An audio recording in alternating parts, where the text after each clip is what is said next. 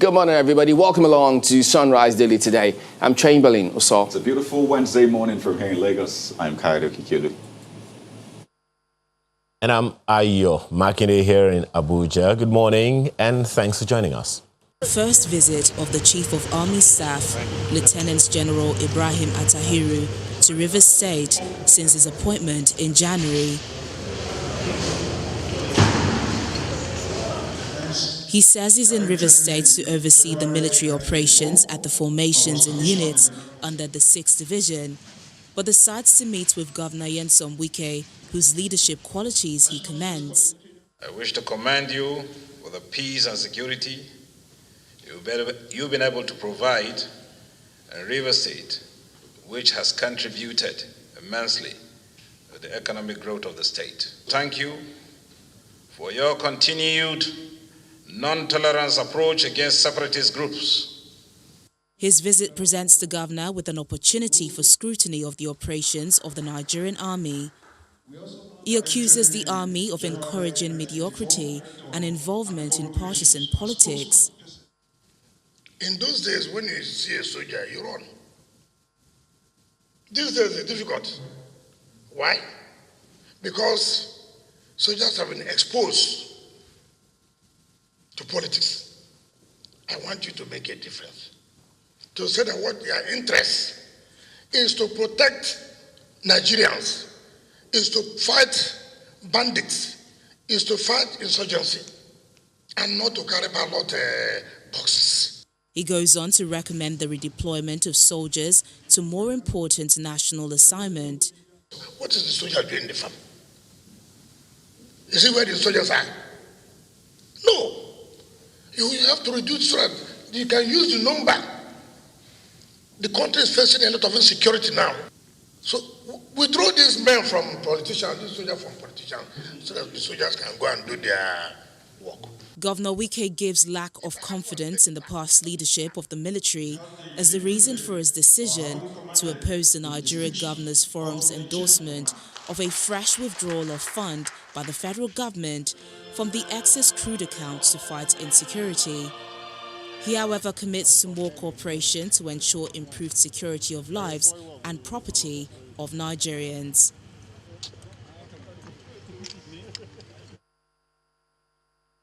Well, clearly, that conversation is not the first that the Nigerian army has had in recent time, visiting different parts of the country just to feel the ground. Of course, you know, the new service chiefs having gotten into their offices and gotten national authority, so to speak, to do whatever it is that they need to do.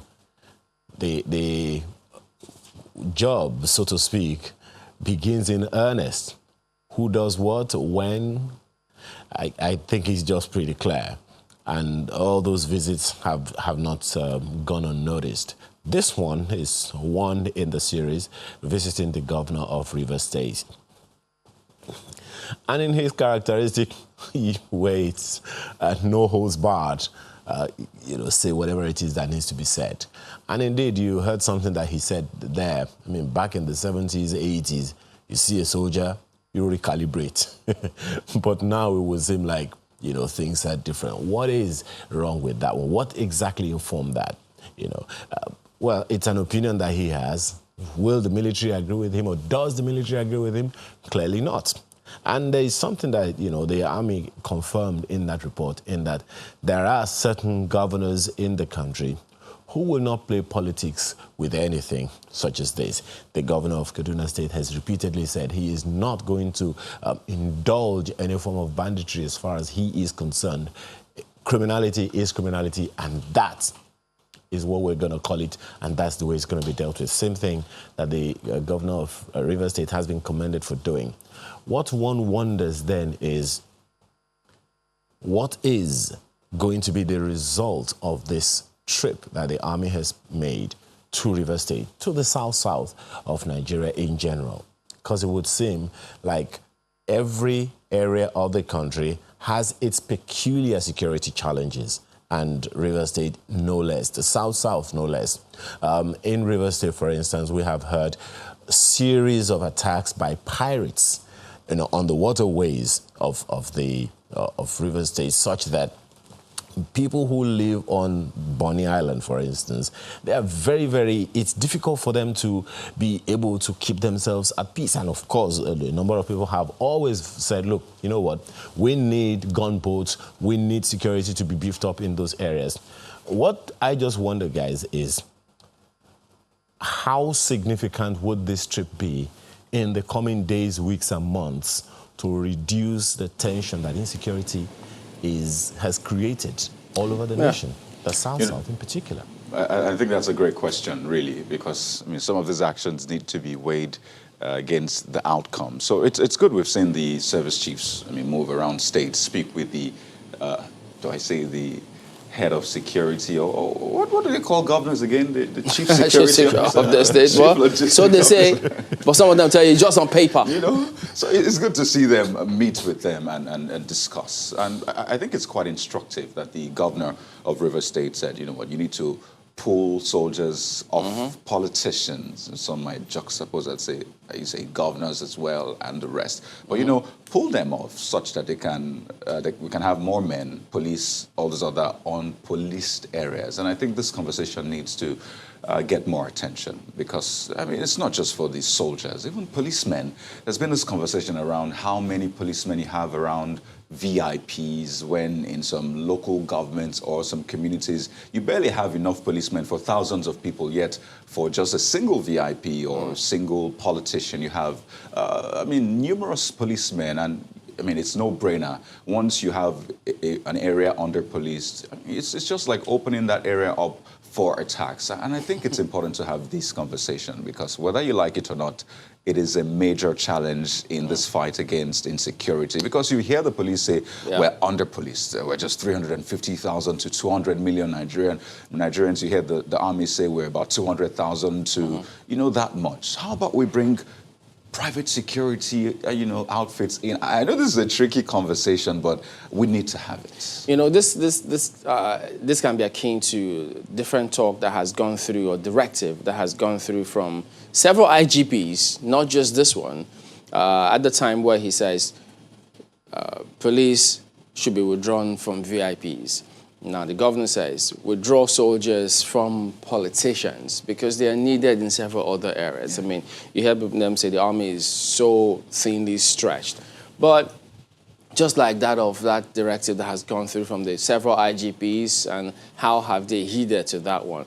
Because, look, truth is, when they attach police security agencies to some VIPs pay for some of this protection. That's an avenue to make a lot of money. When the police say we're underfunded and this is a revenue stream, how do you think that's going to happen, that they withdraw them? So who knows? It will be interesting to see. And besides, remember, this argument has happened several times ago. It was there with the PDP, now it's with the APC, where they say, don't use soldiers to prosecute elections. But will politicians listen? Because they look for their interests first. So there you go. Marpa, what say you? Well, very little to say, Chamberlain. I think that we continue to work on our security architecture to ensure that, VIPs feel safe, and citizenry, too, should feel safe as well. Something about recalibrating when you see soldiers, and I think that, in recent times, as a result of the inefficiencies that we've experienced, we all know exist with the Nigeria police, even though the first security aid that governors get to follow them up and down are the orderlies, the police orderlies, we know that a lot of people don't feel as secure if you just have policemen. Well, if they're carrying guns, perhaps. But sometimes some presence of military personnel also helps to buoy that feeling of security. Now, if we say we do not have enough men on the ground, boots on the ground, to take care of the security challenge that confronts 200 million people, of course, I believe that, some of the strategies that they will be thinking about will be, where are the bulk of men that we have right now? Can we still make do with what we have? That conversation is something that will be ongoing, especially in the light of what has also happened to the governor of Benue State. Especially. Yes. So, and that's not the first. Exactly. So you want to weigh what the benefits. God forbid. Imagine something untoward had happened to the governor or Benue. What would we have said? So, and how would that have made governors feel? Like them or hate them, they occupy a certain office. And they must be protected in the office that they occupy. It will spell doom if something should go wrong with any one of them who occupies an office while he's in office. It will be a very, very strong statement. Not even in the current security quagmire that we're facing as a people. So if governors are not spared, you have to ask what is the fate of the rest of us if 36 of them cannot be protected adequately. So while we're having this conversation, while we're saying, VIPs have too many security men, it's one of the reasons why we do not have sufficient boots on the ground. I think we need to weigh that conversation vis-a-vis the pros and cons and, what we will lose versus what we will gain. It's an ongoing conversation, gentlemen. So let's just get right to the daily. To start with Vanguard newspaper today. Look at what they lead with. Southwest frustration driving calls for secession. This is ascribed to Fire Me. Yoruba group plans 1 million man march in Akure. Yoruba in diaspora hold dialogue on restructuring. So the conversation continues. And now you see that about the big question, the big subject of restructuring. What will that become in the months or years ahead, if you will? So there you go. That is the big lead right there. Insecurity. Police mount 24-hour surveillance on Lagos schools' farms. Oh, good. So there you go. Wake-up calls they've seen in different parts of the state, so you need no telling. You remember the conversation yesterday, one of the guests saying that, they didn't expect. And you wonder, to happen. why would they not expect it when neighboring states are facing such horrendous attacks? So there you go, that is the big one right there on the front page. But you could also take a look at what's on the back page of Vanguard Sports. AFCON qualifiers, Eagles will fall in Port Novo. Benin coach vows. There you go. We'll see what happens. Home-based players, too much in a hurry. That's from Raw. They want to play, coach. They don't know when next that time will be. Is it too much in a hurry? Oh, boy. I need to get context to that statement, really. Well, there you go. That's Vanguard this morning. We'll take a look at Daily Trust leads with 2023. There's been a lot of talk around that. So how about we just get into it? Crack in Buhari Tinubu camps widens. 14 months after, Asiwaju yet to meet president. Their relationship cordial, media aid. The supporters of ex-governor explore options. You wonder, what are those options? And presidency manipulated to diminish Tinubu. That's according to Don. So if they've not met in 14 months, what if they've been meeting on Zoom or WhatsApp and the rest? But you know what?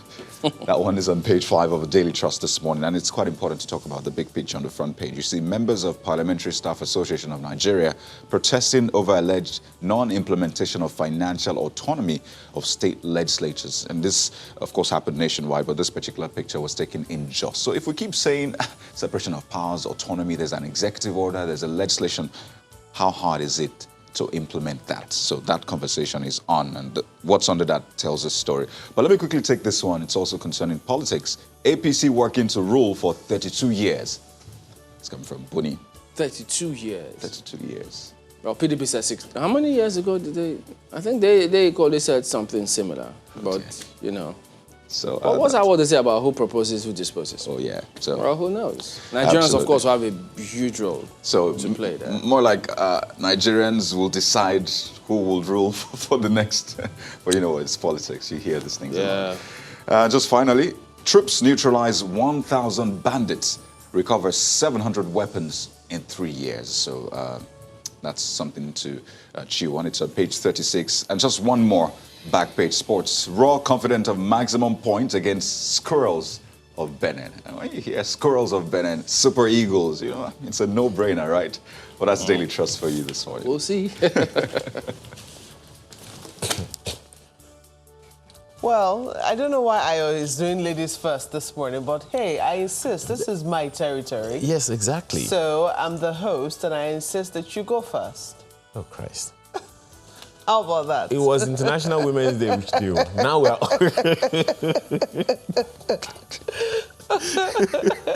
I appreciate the courtesy, but please get to it. Okay, are you saying, well, as the leader, you are taking the lead? Well, I have the leadership newspaper. And it leads with this one. Parliamentary workers shut down state assemblies. The story is on page 4. Say it's either financial autonomy for legislature or nothing. This is curious. Because I remember some 10 years ago, there was a move by CSO at the time to, visit the different state houses of assembly, especially in the Southwest, to, canvass for them to at least agree that they themselves need autonomy. The state assemblies need autonomy, first line charge at all times. But some of them agreed. Some of them didn't agree. What this is about, well, maybe page 4 will give us more details. Yeah, but this is very different. Then that was about the lawmakers themselves. This one's about the workers who work in the assemblies. They are the ones who are now agitating for this autonomy. Now, I don't know if they're being pushed by the lawmakers or whether this is about, whether this is about... I don't know how the autonomy or whatever. Yes, I don't know whether it's about the workers now or whether they're being pushed by the lawmakers, but this is it. We've seen it with the court, but now we're seeing it with the State Assembly. It's funny because each state should have, at least I know that Lagos State has legislature's service commission. They have their own service commission. And I expect that would be where the workers are taken care of. But then what this is about, I guess, again, as I say... Parliamentary workers. So very interesting times we're in. Any other interesting thing on the front page there? Well, except that we need 32 years to deliver on our mandate, according to APC. I'm torn between 3 words. Oh, dear. Leaders, rulers, governance, I don't know. PDP said they were going to be in power for 60 years. And this one, 32 years. Well, this one says they need 32 years. Oh, take Let's a look hear at what this the one. Nigerian people say. Exactly. Nigeria losing billions daily to foreign miners. That's coming from the Senate. So what are you doing about it? Not particularly news anymore. But look at New Telegraph and see what they're saying on the front page now. Insecurity threatening 2023 election, autumn ones. Says impunity mustn't be allowed to thrive. Military forces intensify patrol at flashpoints in Benue. Pages 3 and 4 will give you details of that. But I do recall interviewing somebody at the beginning of this year, Father George Hosani, and he was saying, what politicians don't seem to understand, because I was asking him whether all of what we're saying right now is because of 2023.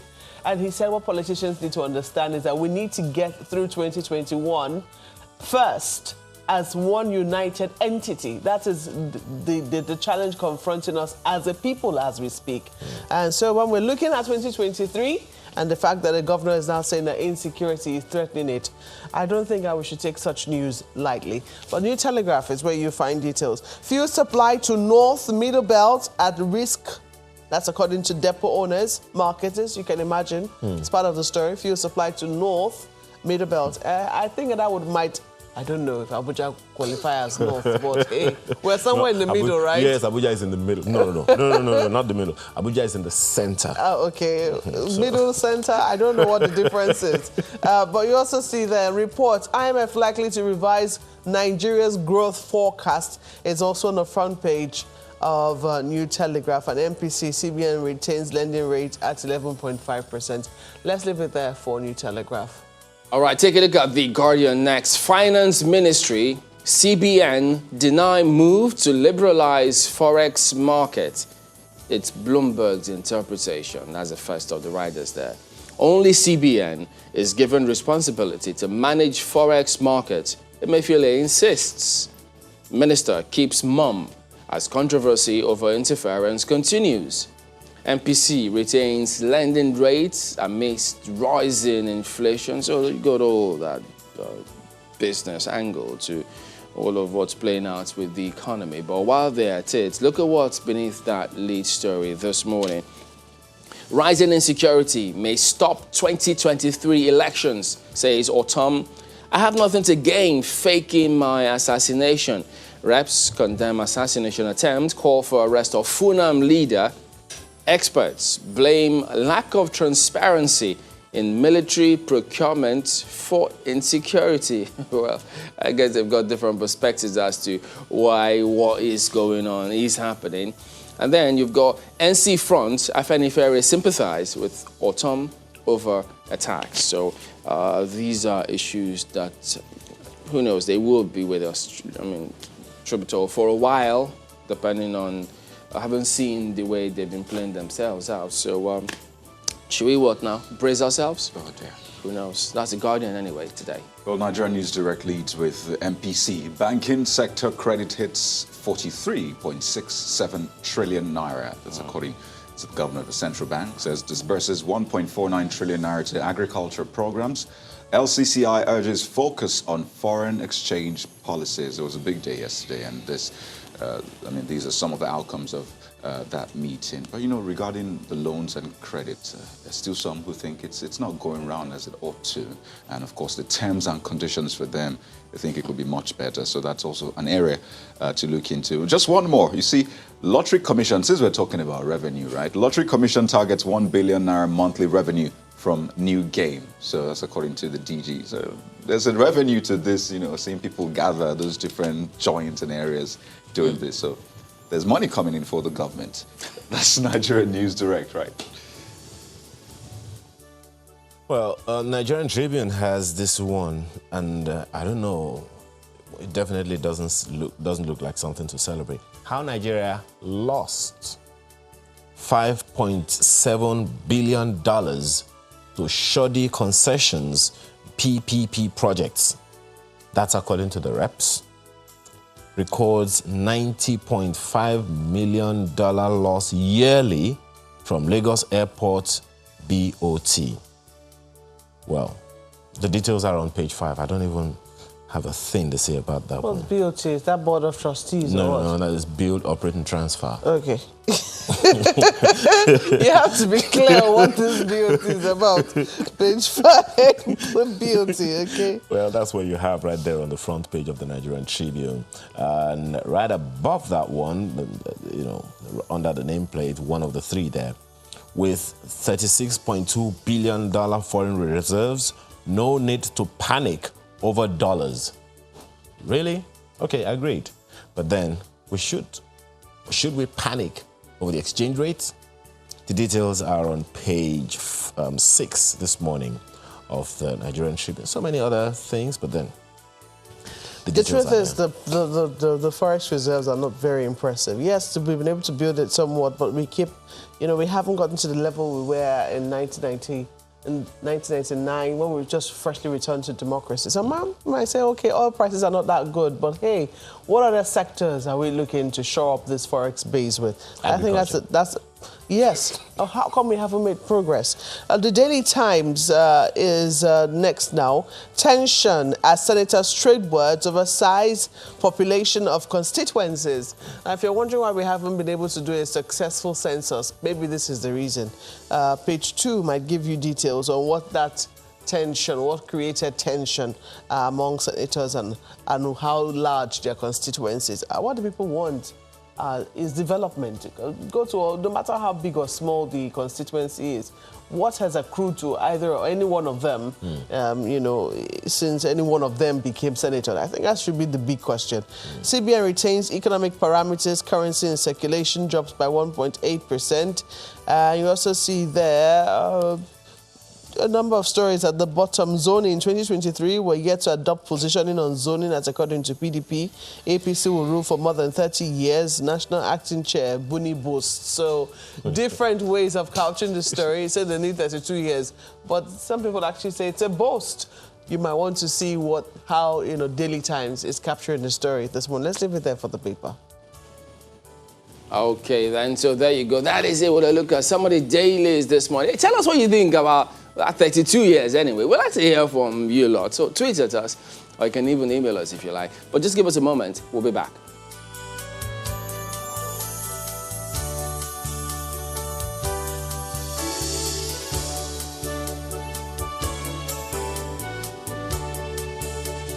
Yes, indeed, it is a big subject. It's been on for a while, and who knows how long more. We've got two gentlemen, as you may have seen there, joining us to weigh in on the matter this morning.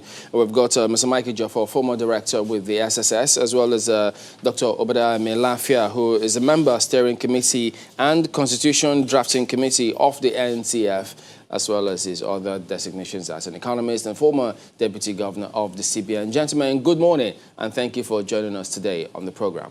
Let me start with you, Mr. Joffor. Security, of course, is a big subject, but having seen the trajectory, at the risk of sounding like a broken record, there are those who just can't place a finger on why we are not able to address this matter. But given the latest submissions and incidents surrounding the Benue State governor, does this introduce, some may think this might just be a dangerous trajectory if not nipped in the bud, as he has outlined in that brief to State House correspondents. What are your immediate thoughts about what he said?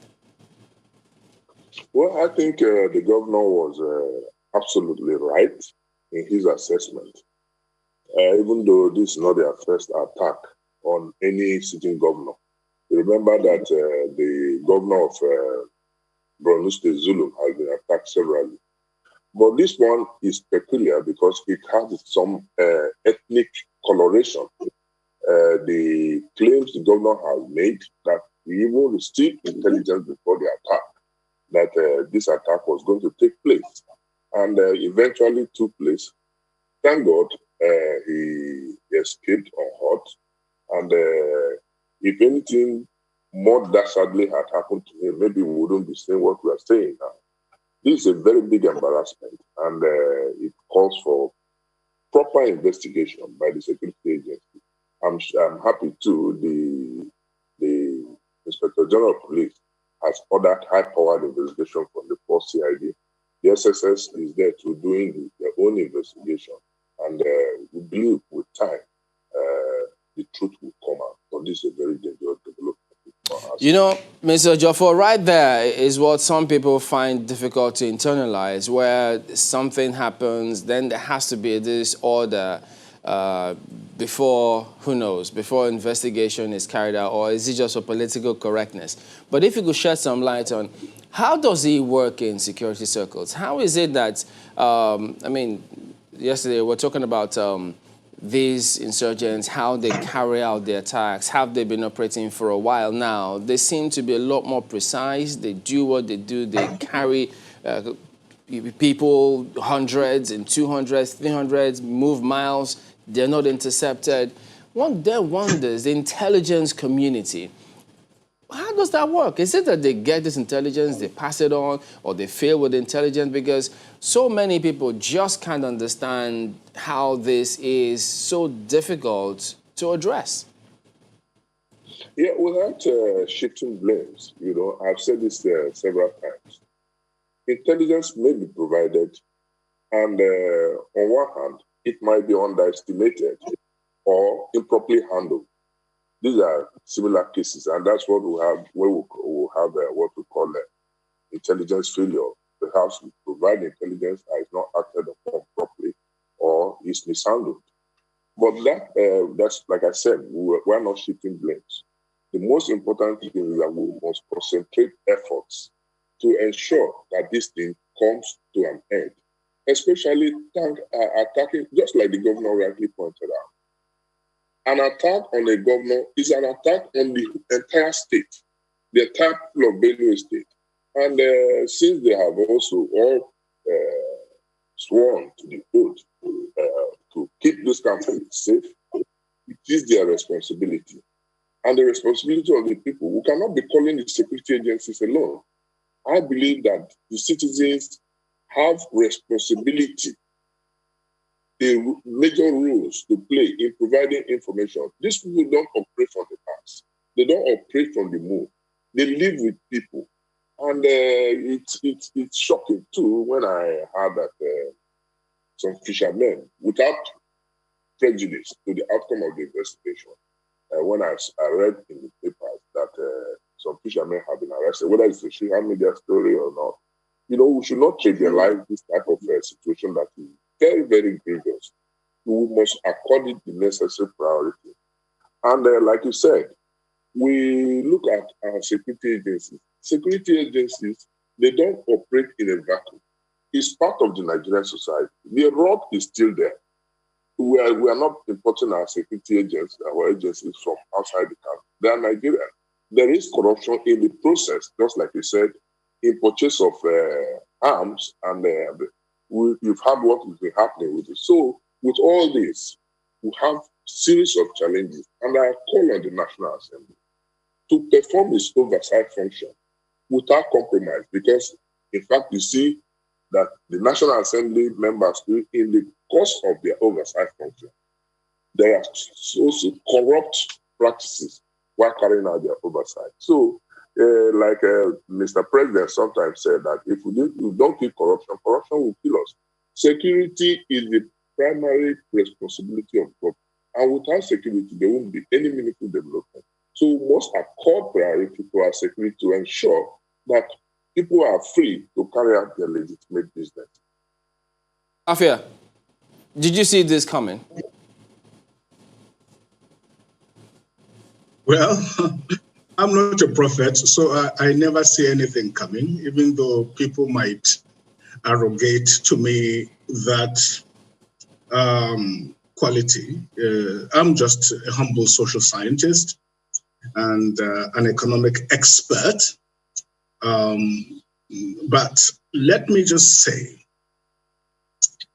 that this attempt on the life of an executive governor, an incumbent of a state, like my colleague just said, is an attempted attack on the entire people of the state. So those who are trying to do this wicked thing need to understand the implication of what they are trying to do. Here we have a statesman who has served this country right from local government up to ministerial, and then as executive governor of his state, he has paid his dues. He's been a big-time farmer since his youth and chose to go to his farm. And like he said, if a governor of a state cannot feel safe to go to his farm, how will the ordinary Benue people feel in going to their farms? So this is a very bad precedent. It's a very evil precedent. Well, the circumstances in Borno are totally different. Borno is a war zone. We've been living with this evil people for quite a while. But what happened in Benue is totally evil. It is totally diabolical, and it opens a new dimension. And like Wike said, they don't know what they are trying. This could affect the whole of the country, because there's no way Benue people and the people of the Middle Belt, let me emphasize, the people of the Middle Belt will ever accept this attempt on the life of one of their sons. Let this be very, very clear. Nobody's afraid of these people. It is just that some people are being given arms and allowed to move freely with these arms, while the little dang guns and machetes that ordinary people have are being dispossessed from them. They are not even allowed to defend and protect their homes and their families. So this is the dimension of the whole thing, but we are glad that God spared the life of His Excellency Governor Atom. He will live a very long life, and I believe that God is not done with him yet in terms of responsibility and leadership. And as long as God allows, he will continue to serve his people, and he will continue to serve this country. We are very pained by it. We are very alarmed by it. But we know that God is the protector of the just. But let these people know that nobody is afraid of them. Nobody. We shall never be cowed. One group has claimed responsibility. We saw it in the papers, in social media being moved around. We don't go by rumors, but who are we to contradict them? And I'm a bit suspicious about fishermen, Jukun fishermen for that matter. What would Jukun fishermen have to do with the governor of Benue State? I find that childish, and I find that very dubious. In any case, no fisherman who attempted such a dastardly evil will stick around and wait to be caught. This is very unlikely, and it borders on the very childish. And there's a lot of childishness around. You know, there was a time, in fact, time and again, you have said that there are certain powers, world powers, that want to destroy this country. And you quoted a certain shipment of weapons from Turkey at some other time from Iran. So asking if you saw this coming is, basically as a result of that. But you have spoken about certain people, and you certainly think something cynical is ongoing here. But for a lot of Nigerians seeing this, there's a lot happening, and it's hard to, follow the thread, piece things together, and maybe think where this might be going to. So really, for you, you seem to have at least information more than the average Nigerian. What is the implication of this? Where is all this going to? Because it seems like a lot of things are happening at the same time. So where is this leading to? Now, look, I'm not exceptional. Every Nigerian is affected. In fact, some of the worst affected are from the state of the governor himself. Killing of women and children. They call it banditry. And I think those who use the term bandit also have a big problem. In fact, I find that using the word banditry is like really trying to rationalize away what is existential evil in itself. They are not bandits. A bandit is an agbero, the kind you find, the touts you find in our motor parks, in Agege, in all the motor parks of the country. Those are bandits. They are trying to swindle you of a little naira here and there. They might carry a small knife in their pocket. These are what you call bandits. But when a man carries AK-47, AK-49, he has rocket launchers, he can kidnap hundreds of school kids, and you call him a bandit, then you have a problem yourself. They're not bandits. That is the official line, and it is very dangerous because failure to call evil by its name is itself evil. I was not totally surprised because there is so much happening in this country. There's almost near collapse. And those of us who speak out are not troublemakers, for heaven's sakes. My name is Mailafia. I am a man of peace. I love peace and I cherish it. But when you have a societal breakdown bordering on anomie, bordering on complete lawlessness, and you see the people in government don't understand that government simply means that institution that monopolizes the use of legitimate violence. But when you have competing centers of power that are using violence and you tolerate them, some people would even say there are some people who actually give them these arms and give them money. And it's a big business. This capture and pay ransom, it's a big business. So when you do that as a government, you don't know what you're doing. You are harming yourself very badly because you are undermining the moral ontology of your own existence as a government and as an authority. When you allow that, and even encourage it tacitly. This is what you're doing. And eventually, the system will collapse. This is what happens in all societies. Nigeria cannot be an exception. So please, my advice is that all of us must re-examine ourselves. Right. Let us re-examine our conscience and retrace our steps before we lose this country entirely.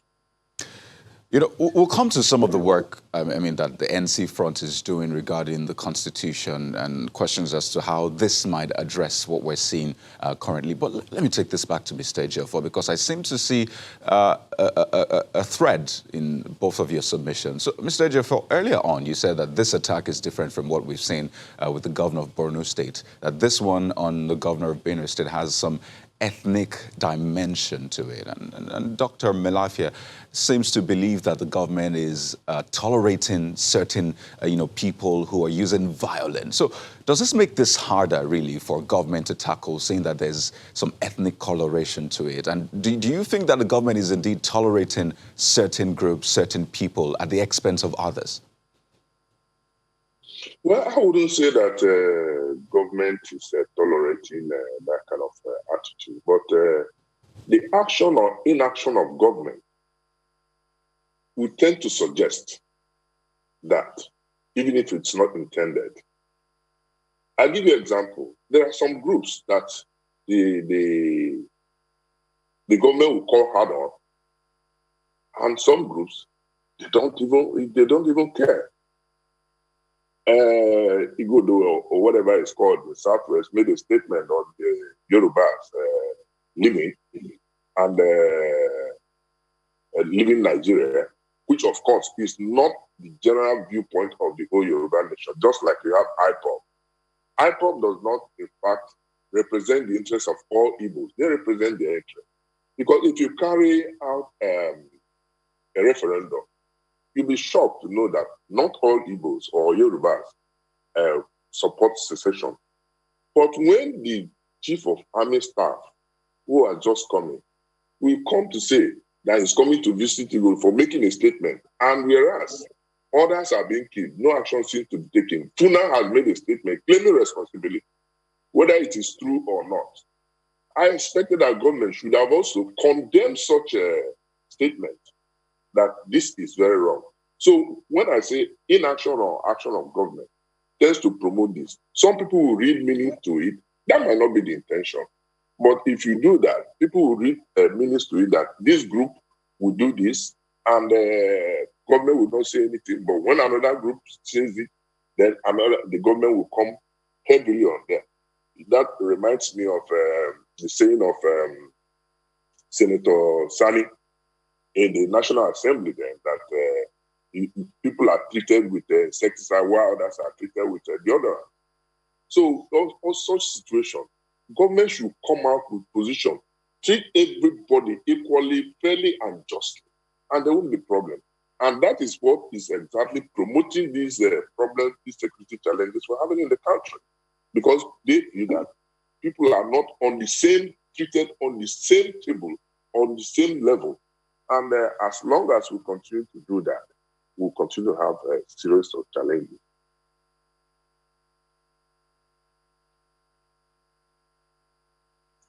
All right, Mr. Ejiofor, a question arises in my mind when you recall what Dr. Melafia said a little while ago when he said, well, there are rumors, according to him, that some people have taken responsibility for the attack on the governor of Benue State. So speaking from a security perspective, from an intelligence perspective, what should we be doing with that kind of claim? And secondly, are we to say we're unaware of the people who carried out the attack? Well, for now, it's unclear who carried out the attack, because Mietiala statement did not even help matters. They came out to say that you were supporters of the governor that attacked him. That doesn't make any sense.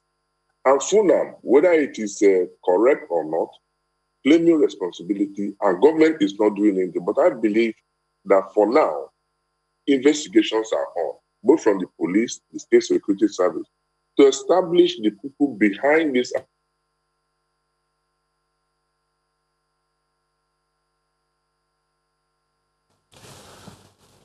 Okay, hopefully we'll be able to get that back. But let me flip this to Dr. Melafia. Most of the time, Dr. Melafia, security concerns spike during elections. And they seem to taper down a little in the following years. But every time there is an election, no matter how small the nature of the election, you find out that there will be a spike of security interests in all of the areas. Now, I'm just wondering, trying to play this in my head, how much of this whole security hiatus we find ourselves is political? Because on the one hand, of course, everyone is saying we shouldn't politicize what happened to the governor of Benue State. And then you also hear in the northern elders saying on the front pages of the papers yesterday that there is an attempt to weaken the north as a result of the insecurity all over the place. And then there are those who are talking about, insecurity, frustrating anything elections during the 2023 elections that is still 2 years away.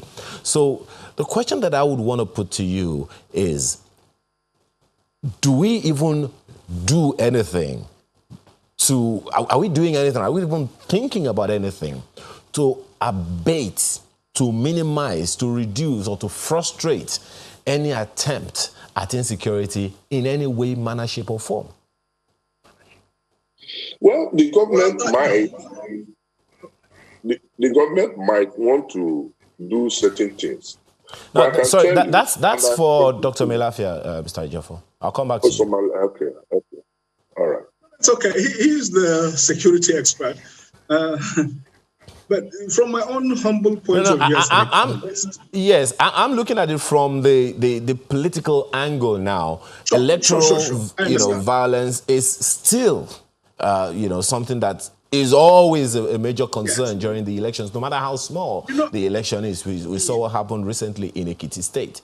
And it seems to be the same trend at every election time. And after elections, it's no longer, electoral violence is not a security concern. There are other security concerns. Well, I don't really think so. In the first place, nobody has carried out any econometric studies to verify that statistical claim that there tends to be more rise in security concerns. I mean, concerns from whose point of view? From the point of view of the people in power, or from the point of view of ordinary masses? That's number one. And there's such thing as perception. Perception is not necessarily reality. And then secondly, correlation is not the same as causation, that the coming of an election or the prospects of elections cause a rise. It might just be a mere coincidence or mere correlation. But honestly, if you ask me, I really don't think that is really, really the issue. There would be local tensions as to be expected, but I don't think there is a causative relationship. I don't think so. The problems are far deeper. Number one, there is a crisis of legitimacy. There's a feeling that the government that we democratically elected is no longer with the people. That there are hidden agendas, and that there is a kind of a global,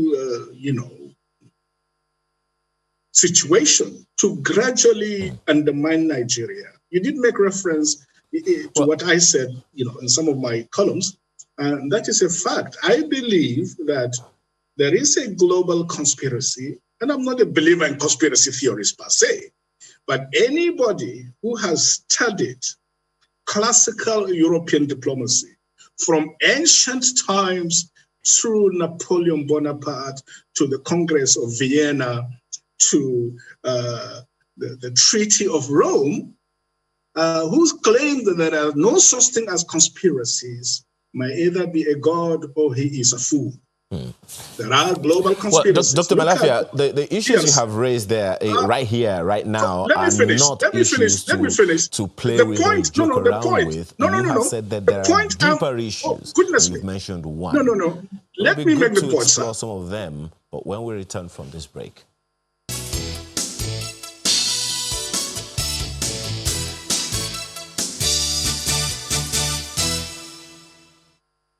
Thanks for staying with us. Dr. Malafia, you began with the fact that there are deeper issues. And the first, of course, you mentioned was that the government is struggling with legitimacy.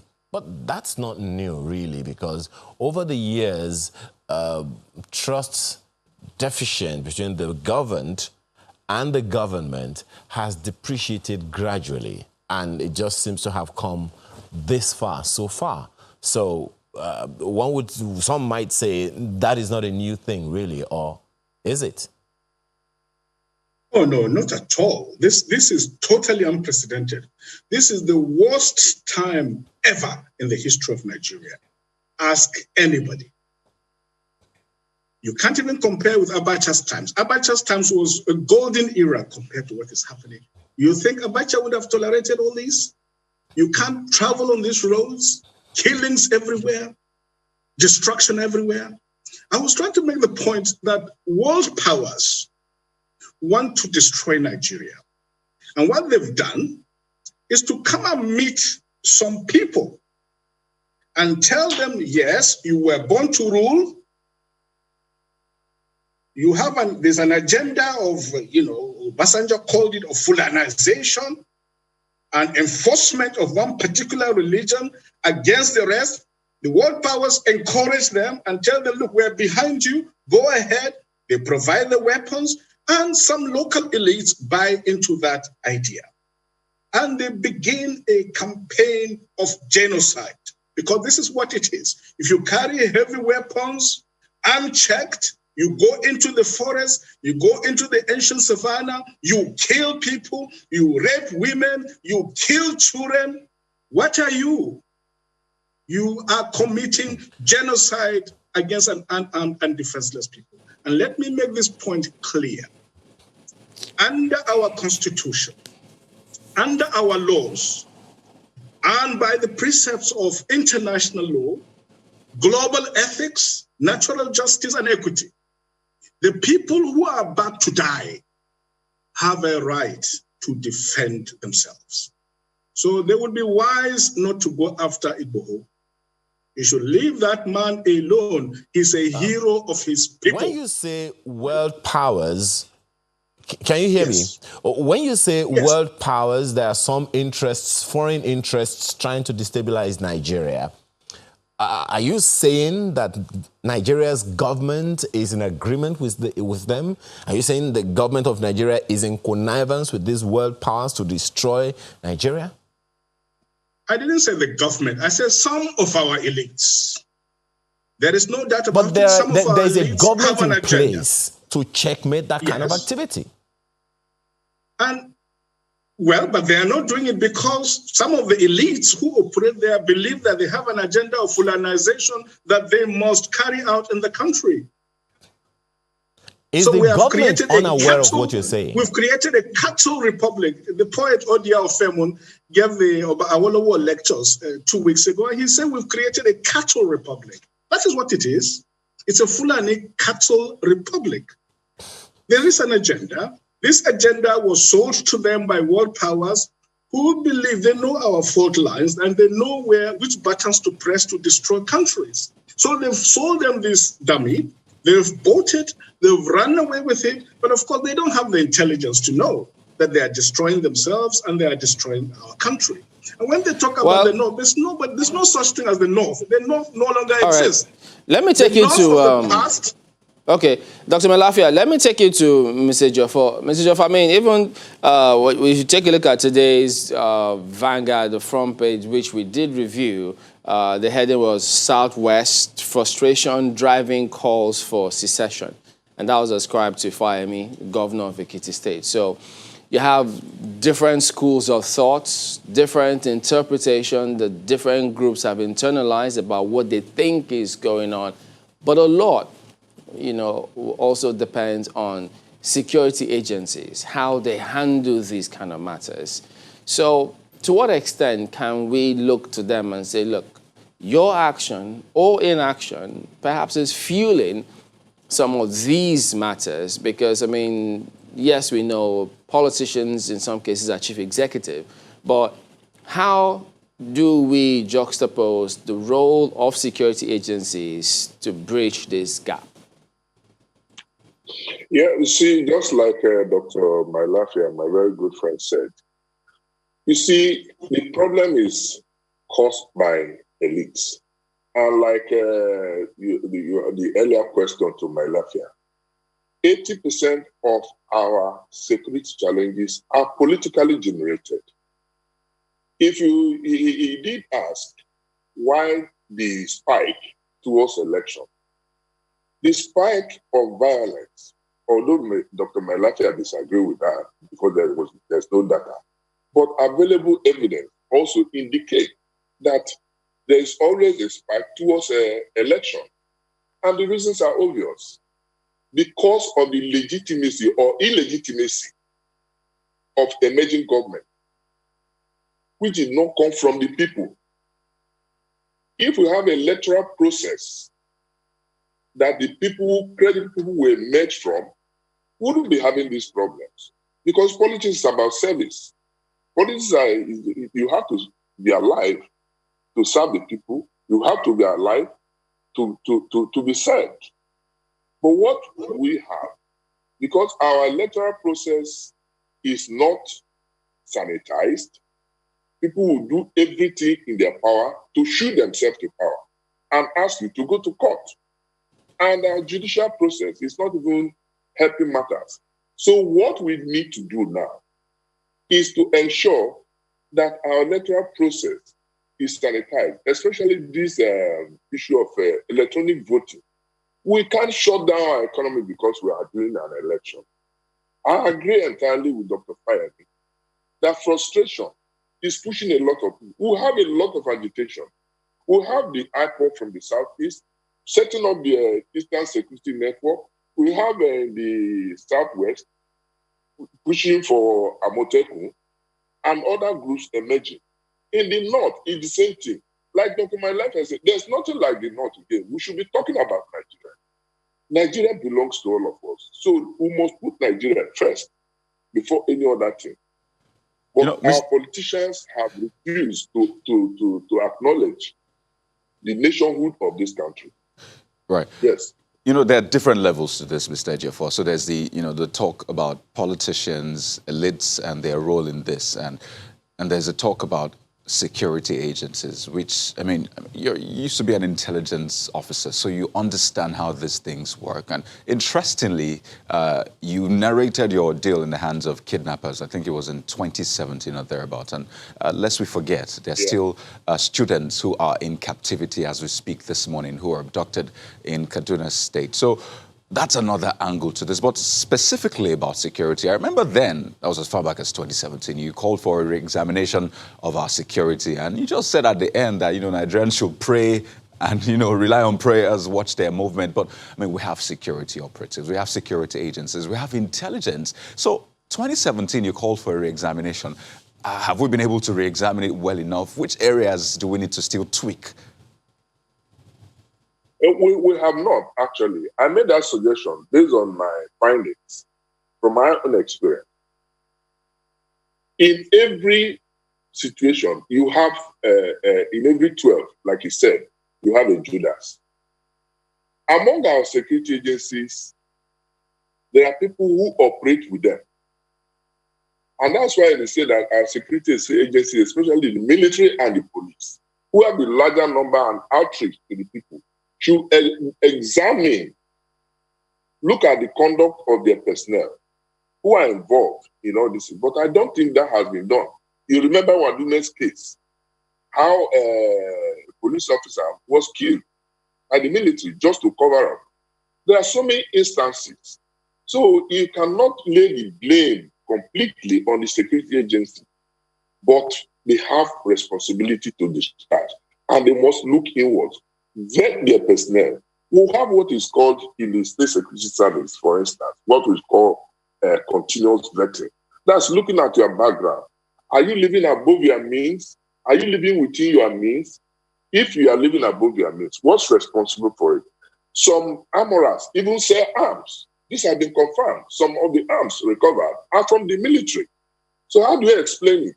And we are fighting this we are fighting enemy within. So that's the problem. We need to re-examine. Like I said, in my own experience when I was kidnapped, 4 of the people, I'm not saying I'm making a guess, 4 of the 12 people that were involved were serving soldiers. I am not a small boy. I think I should be able to decipher, even from your discussion. It got to a point, I was told that they should do all this because their pass will expire. So what evidence do I need to confirm that these are serving military personnel?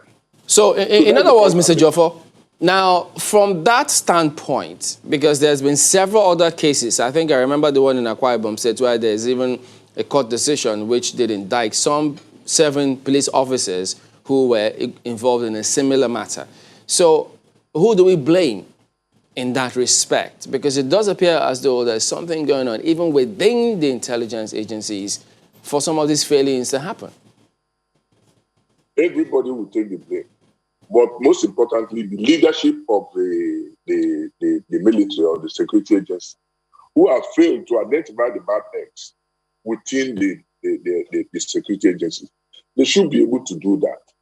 So, but people, the citizens, to have a right to look at the conduct of the security agencies. Look at what is happening on the road. You don't travel on the road. You are afraid of armed robbers.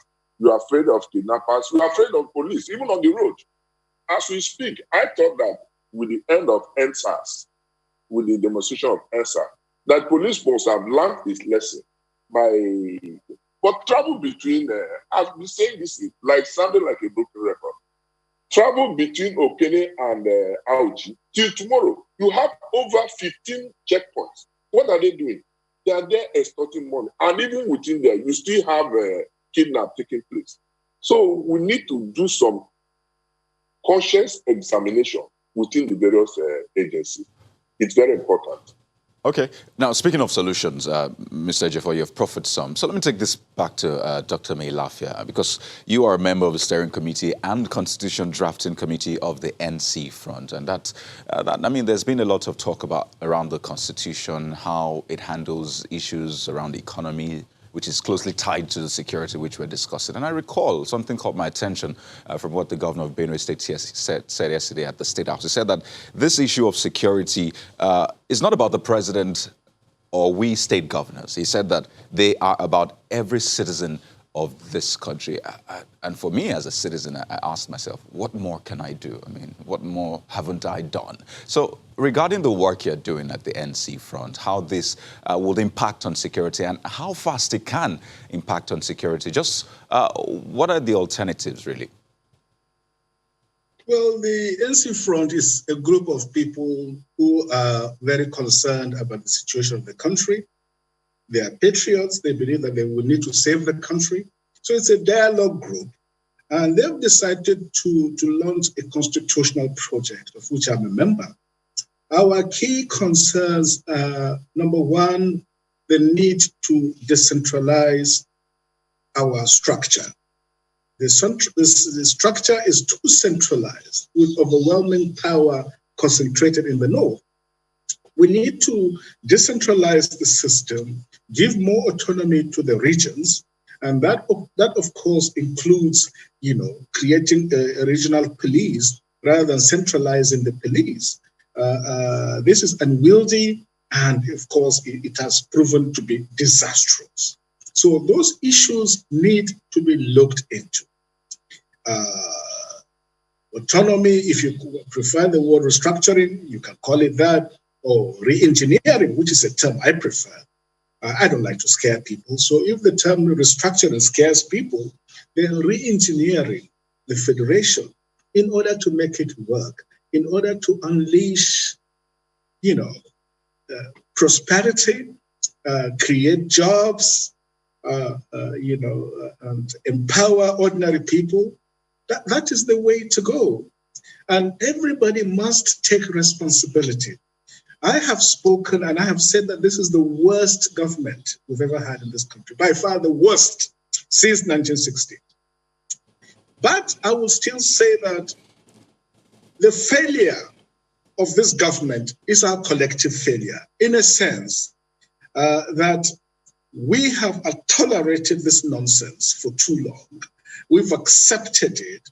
And so we also must take moral responsibility. But if you're a leader, the buck stops with you. You cannot offer excuses. We are all leaders in various ways. Even in your community, you are a leader. Wherever you're in the church, in the community, we are all leaders. So we must take responsibility at whatever level we find ourselves. All right, so we should do away with this. In other words, we should do away with fear. Okay, pardon me, but we need to anchor at this point, but I'm sure subsequently we will look at specifics, what individuals can do in whatever space, wherever they find themselves, to make their own contribution to ensure that it all gets better. But I want to thank both of you, Dr. Obadiah Melafia, member, Steering Committee and Constitution Drafting Committee of the NC Front. We've also had Mr. Mike Ejiofor, former director with the SSS. Thank you, gentlemen, for talking to us today. Well, we will continue in a similar light in terms of solutions. What do we do? What is being done elsewhere to see, we bring something to bear here to achieve results? It's been done before. We're not reinventing the wheel. We'll talk about that when we return. Stay with us.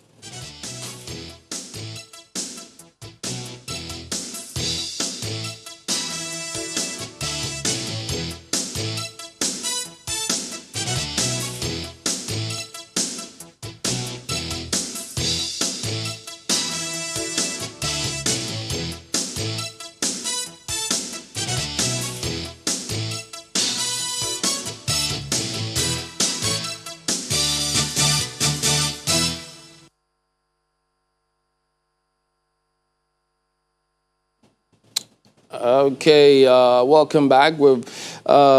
Actually, yes, we do have Dr. Alexander Idionwe. He is the president and CEO of AFAS International Group, and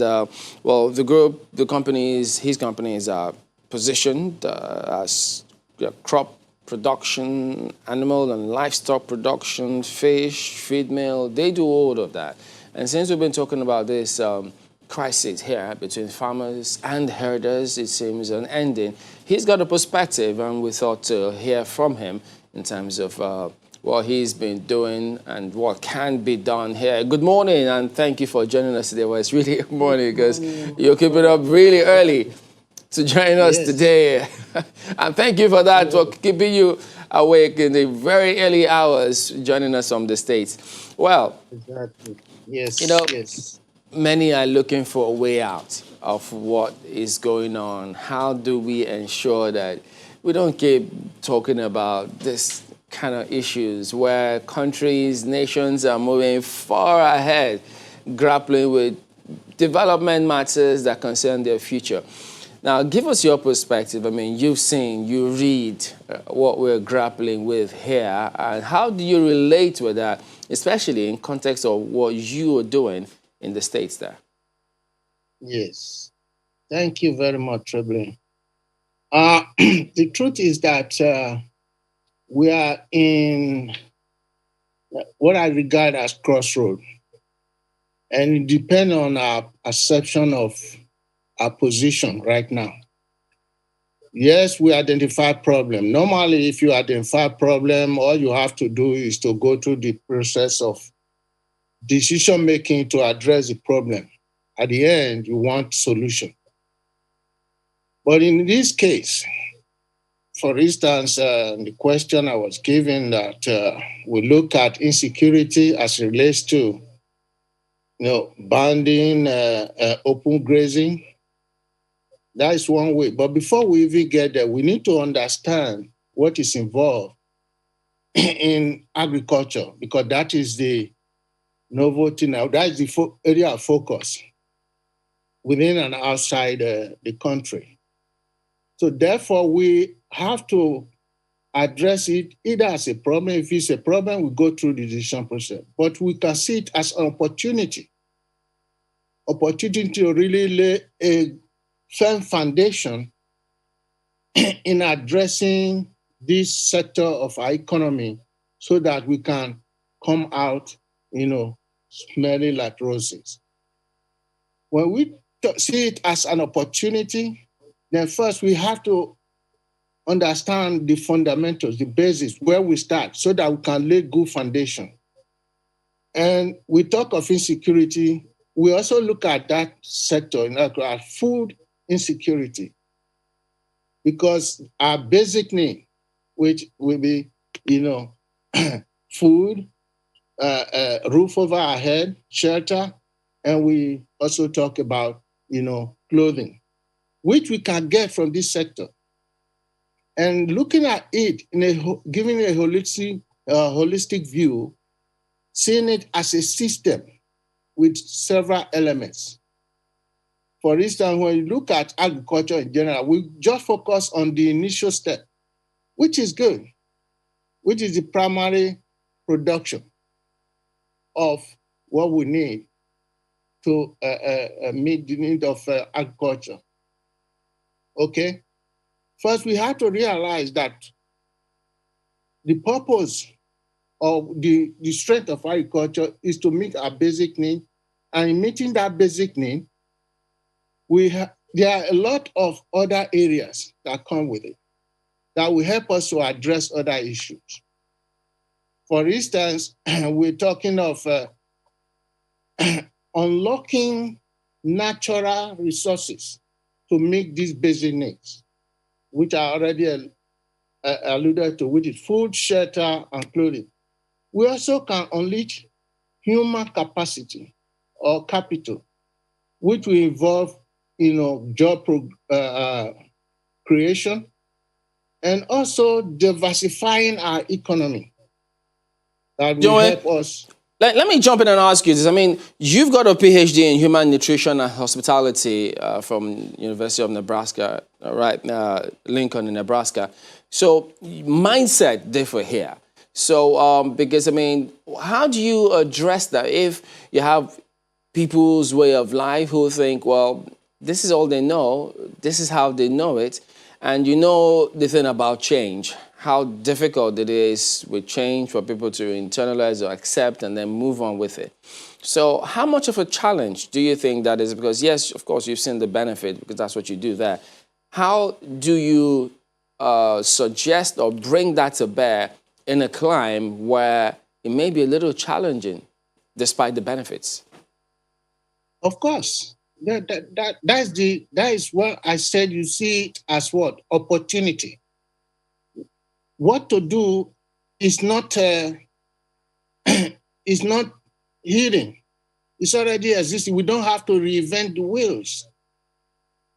I can give an example. We talk of some other parts of the world that at a certain time we were at the same level. How do they, change their status? They went out, they acquired the knowledge and brought them home and improved the environment. What we are looking at is environment and people. Nutrition you talk about, what is nutrition? It's providing the nutritional requirement for growth, for doing work, and for excelling in area. You need, that's the basic need. The same thing with animals.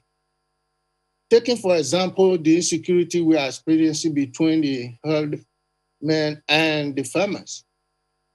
There is a big opportunity there to have a symbiotic relationship between this group.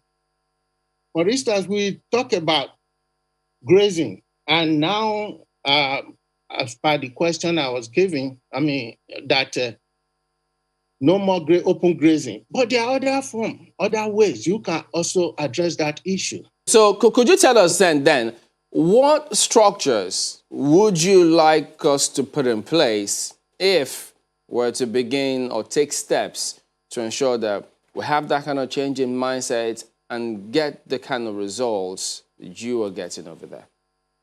Okay, what we need to do is to understand the fundamentals involved in what we are doing. For instance, agriculture, you have to know the circle of what is involved in agriculture, the elements of agriculture, which start from production, processing, transport involved there, service, food service, or retailing. There's a lot that you can do. And with this, we have an opportunity to create jobs that will address, the youth problem that we are having due to lack of, jobs. So what we do, just taking this open grazing, we have ranching, which people are, mentioning that frequently. We also have feedlot management. And then if you don't dig into that, they are the individual, like the ranching, it's really not the duty of a state government to be involved in ranching. It's individual cooperative. We can put them together. People who own what is already in existence, that the cattle, I'm not quite sure if the herders or those who are grazing the cattle are the owners. The owner of those cattle could come together with the farmers. We know of, say, for instance, hay business. You don't even have to be in any of these. You can go into that. That's a big area. With the availability of technology that we can bring now and even domesticate those technology, you can do wonders. So these are some of the areas we have to, with time, we'll be able to take one area and see how you improve on it. Well, yes, indeed. We will definitely make out that time in the days ahead such that we could further break it down and look at several other components of what we can do over here to ensure that this is sorted. But we must appreciate your time staying up very early and at least sharing those perspectives with us this morning, Yeah. Dr. Alexander Ejonwe. Thank you. Well, back in a moment. Stay with us.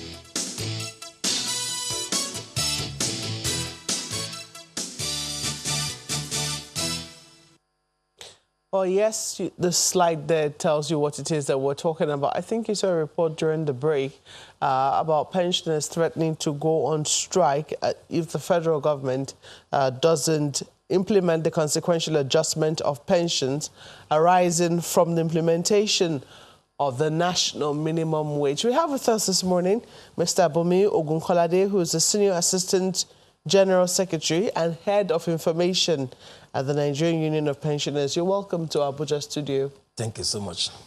Well, this is very interesting and it's maybe also disturbing to see that pensioners are saying that they are going to, I wasn't quite sure, did they say they're going to go on strike? When I saw that, I thought to myself, but they're no longer working. Demonstration. Okay. Demonstration. Okay. Not strike. No. Okay. National protest. But is this taken for granted that when there is a national minimum wage adjustment, that pensions too should be adjusted? Thank you very much. Yeah, from time immemorial, 1980, 82, that was the position. Moment workers' wages are adjusted, pension will naturally be adjusted. And even then, we have what we call minimum pension. As we have minimum wage, we have minimum pension. But somewhere along the line, maybe due to long years of military rule or whatever, we lost it. Now what we have now is mere adjustments of pension. Once workers' wages are adjusted, then pension are to be adjusted. But along the line, since 2010, when we have the last wage increment. Pension was not adjusted until some 3 years later. Though after the adjustments was made, it was done in retrospect to 1st July, taking effect from 1st July 2010. Now we are trying to avoid such a repeat. We are pensioners, we have to wait endlessly before the adjustment of their pay. Since that 2010, when we have the last one, even though there is a constitutional provision, Section 210, subsection 3 of the Constitution of the Federal Republic, and 173, subsection 3, clearly states that pension must be adjusted or reviewed every 5 years, or whenever workers' salary are reviewed, whichever comes earlier. Meaning that by 2015, pensioners were due for another review. This was not done. We've made several requests to the government on this, negotiation, discussions. It was still ongoing. Fortunately, by 2019, April precisely, there was a wage review. Prior to that, various committees that were set up by the government, the union was involved. We were together with the NLC, TUC, and Joint Negotiating Committee. And we were telling the government, let this thing go hand in hand, which we were assured is going hand in hand. Only for the president to give assent to workers and they refer us back to Salaries, Income and Wages Commission, that they have to sit down and do this and whatever. Okay, we went back. And Salaries, Income and Wages Commission set up another committee to do pension review in line with the consequential adjustment for the workers. In that committee, Peter, a director in Peter was the chairman. The union was there. Representative of the IG, DSS, National Assembly, everyone. Then this committee sat for about close to 9 months. And they finished their reports, submitted back to the chairman, Salaries, Income and Wages Commission. The board sat and approved it, then forwarded it to the SGF, to Mr. President for his assent. That was done in November 2020. As we speak now, whether the document is missing, whether it is hanging somewhere, we cannot say. We've written to the SGF. We've met with the SGF. My president met with him during the inauguration of the PENCOM board at Hilton. And we mentioned this to him. What did he say? He said, work is ongoing. We will look at it. We met with the Peter. We raised this issue during the Pensioners' Day celebration, December 11 last year, to the Executive Secretary, Peter. She said she's holding meeting with them. She's meeting with a budget office. One excuses after the other. Then, well, it's becoming a kind of waiting too long. It is definitely understandable. I mean, your frustration is very, very understandable. But we have with us this morning the Executive Secretary of PITAD. Chemele, I think you will do us the honors of introducing her. Well, yes, indeed. We've got Dr. Chioma Ejikeme. She's Executive Secretary, Pension Transitional Arrangement Director at PITAD. She joins us via Zoom. Good morning, and thank you for joining us today. Well, you have heard what has just been said about the meetings that they've had with you. So from his perspective, it was one excuse or the other. Is that the case? Good morning, Chamberlain, and good morning, Nigerians. It's my pleasure to be here this morning. I don't think it would be correct to say that we'll be making excuses concerning the pension increment. I recall telling them last year at their AGM that it is still going through the administrative process. I didn't tell them I was meeting with the budget office because PTAD made provisions for the pension increment in the 2020 budget. So we were ready to pay as soon as the process has been completed. On the 16th of March, I had in audience the head of the Nigerian Union of Pensioners, with a branch of the Nigerian Union of Pensioners, the Federal Civil Service retirees.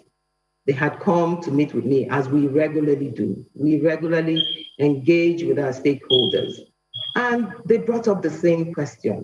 And I told them, it is right now at the very final stage. Everything has a process. From the National Salaries Incomes and Wages Commission, he went to the office of the SGF. They have to find out, have we made budgetary provisions? Is there money to be able to implement this? It came down to the Ministry of Finance, came to us, and it has gone back. So I told them all of that. So trying to say they want to demonstrate is like playing to the gallery, because this thing is as good as done.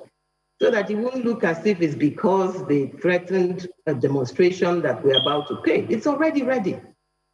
So I am actually surprised that they're talking about calling out pensioners because of something that is already at the very, very final stage and we're about to implement. Just to be clear, when you say it's ready, in fact, you said it's already ready, does that mean that payment will begin as soon as possible? If it will, when is as soon as possible? As soon as, what we're now waiting is that for that instruction, because an instruction has to come to us from the National Salaries, Incomes and Wages Commission. And everything has been put in place. The funds are there and ready. So the minute we get that instruction, which is the final cycle, it's almost complete. It's almost complete. Okay, just to, also be clear, because, you use some terms, administrative process. And, for the pensioner out there, they wonder, what is this administrative process? What is the scale of it? Just how long should it take? Can you expatiate on that administrative process, really? I would want to think that by now, by this is March, I would want to believe that we should be able to implement by the April payroll. We should be able to implement by the April payroll. The process is that it has come from the office of the SGF to the Finance Ministry to look into whether we had made budgetary provisions, whether the funds are available, whether we agreed with what the proposals were, and we have assured them we were part of the whole process. A director in PTAD chaired the technical subcommittee. So we are in sync with everything that the report has to say. So we're just waiting for that instruction from the National Salaries, Incomes and Wages Commission. And I think it should be with us anytime soon. So you're saying that while all this process was ongoing, the Union of Pensioners were, as they say, carried along all the while? They were part of the technical subcommittee. Wow. They were part of the technical subcommittee. And on the 16th of March, I had a meeting with their chief executives. And I told them that we're almost at the end. And this was on the 16th of March. But then on the 19th, they now call out to say, give a 21-day ultimatum. We are family. PTAD is pensioner-centric. The current administration is pensioner-centric. We have been trying to do our best, even regardless of COVID, to make sure that the pensioners are well taken care of within the limits of the resources we have. We've been paying arrears. Recently, about 46,000 files of pensioners that we had verified and had not validated. We recently validated them. About 16,210 pensioners were paid their entitlements. Okay, just before we take this back to Mr. Ogunkolade, one of their major grouses is the fact that this has taken 2 years. And I wonder if for the minimum wage implementation, it didn't take that long, though there are still issues with states, domesticating that. But why 2 years? The National Salaries and Incomes and Wages Commission, the initial meeting took place on the 19th of December, 2019. That was when they invited stakeholders to begin to discuss about the pension increment. And on that day, a technical subcommittee was set up to look into it. They started seating, and the seating took place in the year 2020. Regardless of COVID, they had 11 meetings. And in July of 2020, the report was ready. In July 2020, the report was ready and was sent back to the National Salaries, Incomes and Wages Commission. From there, the rest of the process took off. There, we didn't have any control over the process. Bringing Mr. Ogunkolade here, you've heard, she says your union has been part of negotiation or processes ever since, and you are playing to the gallery. Thank you very much, Mr. Chamberlain. There is no playing to the gallery here. 2 years down the line, how long or how else do you want people, pensioners, to wait for the result of all these administrative processes to come out?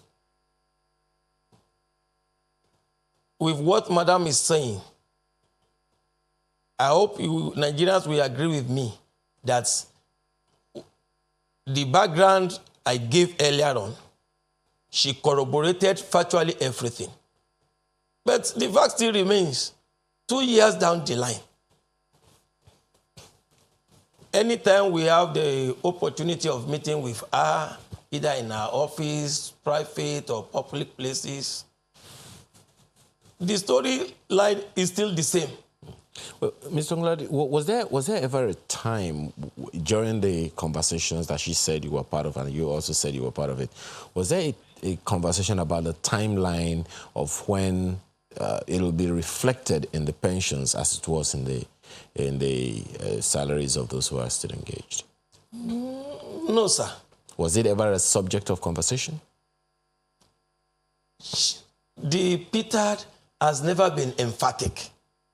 And we understand, as a government agency, Peter will always talk to us in a normal, persuasive way, appealing to the union, to appeal to pensioners, to bear with the agencies, and then giving us assurances that work is ongoing. But your growls is not with PTAD.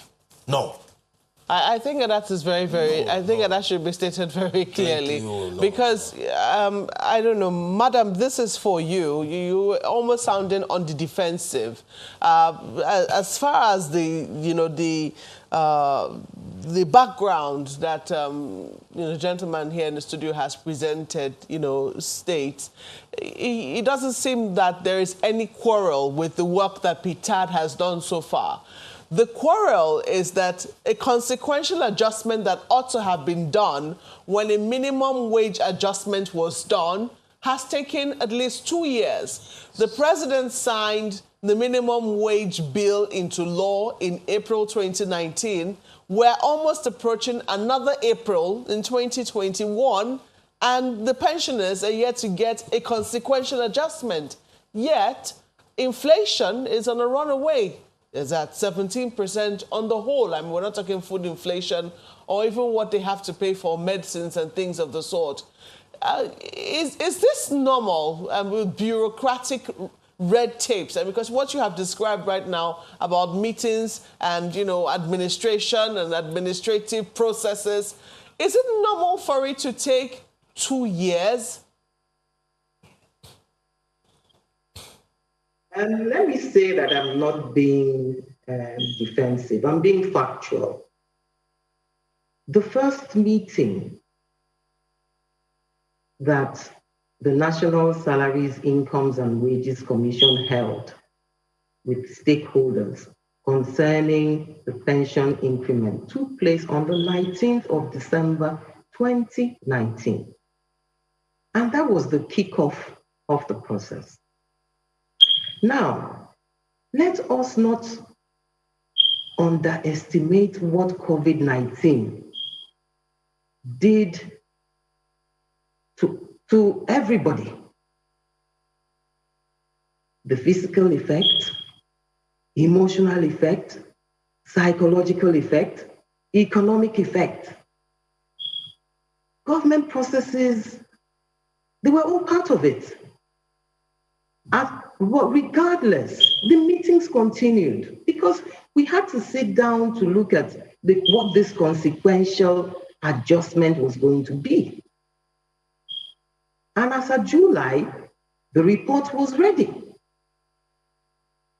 Like I told them, meeting was in December 2019. But I did make reference to the fact that the president signed, I don't know if you can sign the national minimum wage bill into law in April 2019 as well. The pensioners say that they were part of the process and that they were referred to the National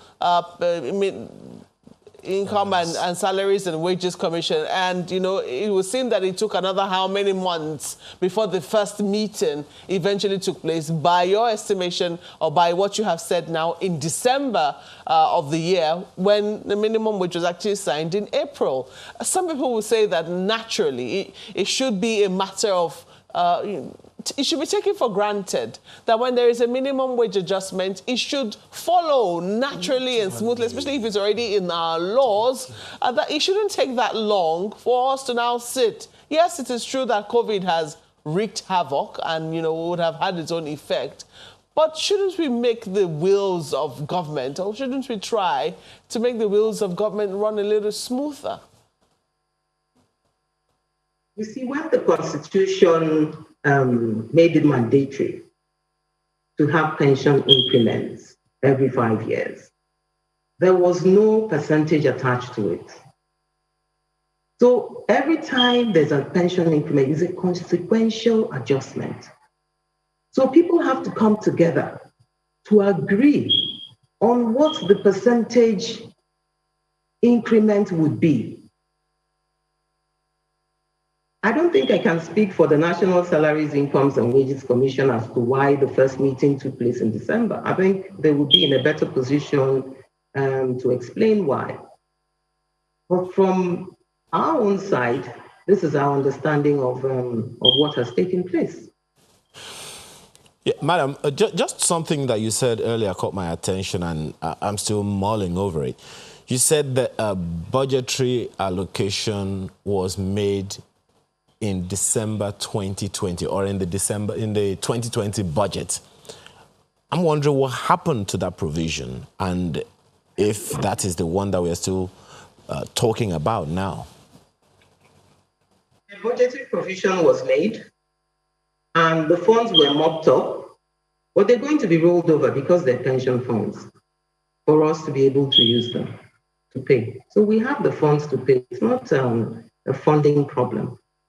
The funds are there. And like I said, before the end of April, we should be on with this pension increment matter. We should be done with it. We should be done with it. And I told them. Well, we're certainly it's not almost looking forward to seeing, our senior citizens on the street. So we're going to ask you. I mean, you've heard her. She said the funds are there. It's just, this is government. This is the government that we have. This is how it runs. Has there been enough talking to you and your members to assuage, to say, hey, look, we're almost at the finish line here. She's done her best from what she said. We're almost at the finish line here. If you've been patient for 2 years, I don't think it's going to take to the end of 2021 before you finally get to see this increment. Can't you wait a little more? My sister, you see, I think we have to appeal to the government to do the needful at the right time. These people we are talking about, these are pensioners. Who is a pensioner?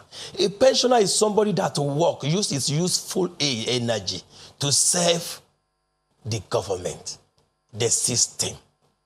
Now that is a payback time.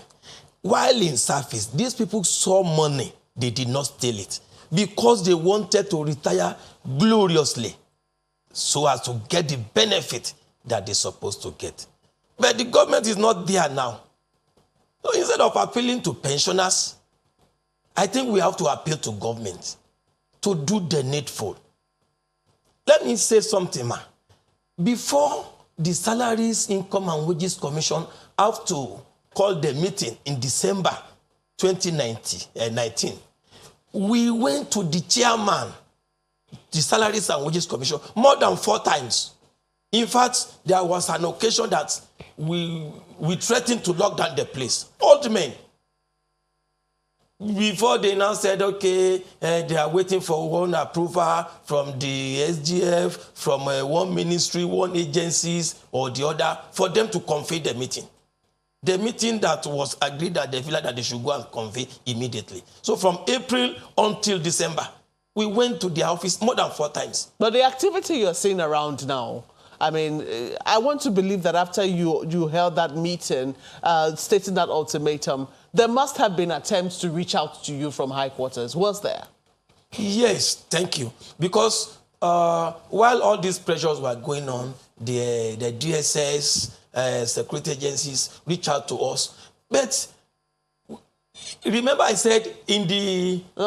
security agencies reach out. I didn't want to pay you. That's that's why are we threatening the peace of the country, forgetting that they were part of that committee. Good. So when we submitted the report to them, they saw their representative signature. Well, we're talking about government from the government side. From the people who need to pay you your money. That's the people we're talking about. Nobody is talking from the government side. The only, the closest thing we have gone to is Peter talking to us.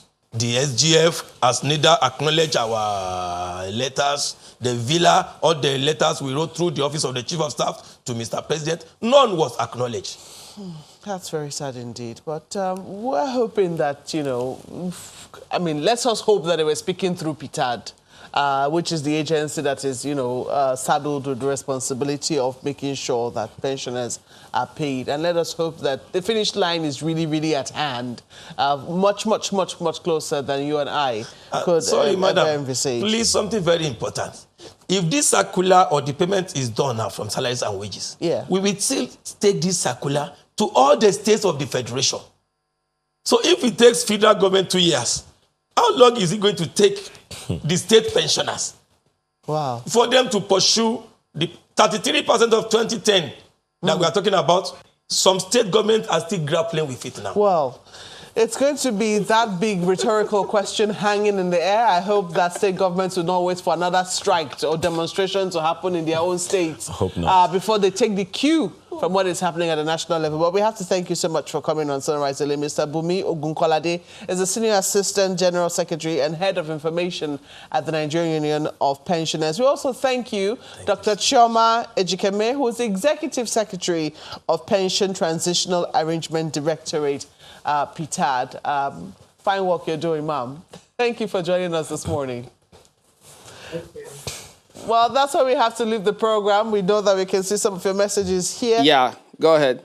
Bashir Bala says insecurity, finding lasting solution. Ways to finding a lasting solution to the insecurity in Nigeria should be everybody's first priority. We all have to get involved. I don't think anyone can quarrel with that. Well, Professor Nakana, perhaps speaking in the same vein, says teethering problems of insecurity is due to lack of programs to cushion the effects of economic hardship in the midst of plenty. Politicians must stop displaying irascible opulence to the chagrin of people dying daily due to abject poverty. Well, Peter may have done his bit, but the other agencies of government need to do their bit. 2 years, that's too long, I think. We've got this one from Comrade Francis, who says, obviously, FG does not have the political will to address the issues of insecurity in Nigeria. With porous borders, poor intelligence, and poorly equipped security personnel, insecurity in Nigeria may never end. So let's see which one's next. That should be Ayo, guys. Let's flip to the Ayo. Okay. Oh, there you go. Talking about livestock business is dying with the current cost of production and the huge insecurity in the land. Many people will be out of jobs. Says, I have closed. Oh, so there you go. That's the tweet from Ayo talking about livestock business dying with the current cost of production and huge insecurity in the land. Many people will be out of job. I have closed my bird segment and laid off my 4 staff.